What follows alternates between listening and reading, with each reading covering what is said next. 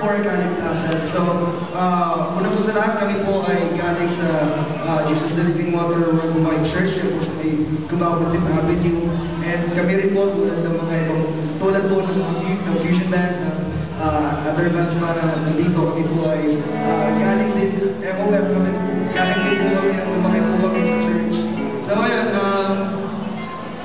sige, I want to introduce na lang kasi yung mga kasama. Ang aming lead guitarist po si Arnold Ardila, ang aming drummer dyan, Michael Dino, Sherman Tucas, and on the bass, and ako, kami yung Gigol, Michael. So, nandito po kami, na-invite po kami, actually hindi po kami invite ni Pastor Ramli. Nakita po namin sa Behold niya na naghanap pa siya ng band. So, we took that opportunity.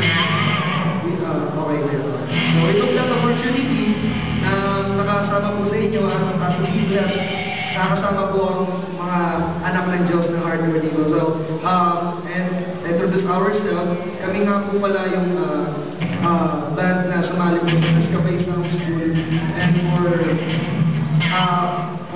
God's grace, tayo po, nakapasok po kami sa Grand Finals.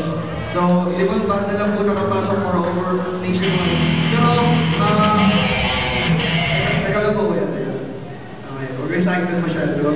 Ayan, kaya ako muna paliwanag ang ating banda kasi ayun. So, kami na po yung, ewan ko po kung there are any Christian band pa doon or there is any Christian band pa na nakapasok sa Grand Finals.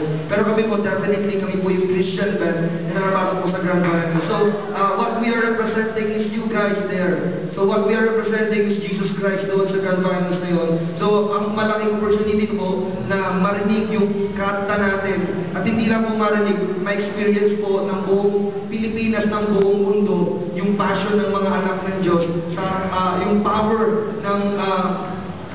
ng kanta na mula sa ating Panginoon. At ito na yung panahon, katulad ng sinabi kanina, patuloy na pinapatusok sa isipan natin. Ito na po yung panahon para lumabas ang mga anak ng Diyos at iparana sa kapangyarihan ng Diyos sa buong mundo. Amen? So kami po ang Kaligta Band, and we are here.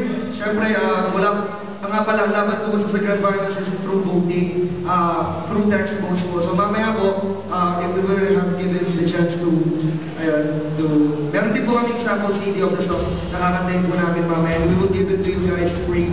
And yung mga song na po na yun ay copyrighted po ng Sony Music. So, ayun, mapapanayin po namin sa inyo yung aming original song. The first song was called Kaligtasan.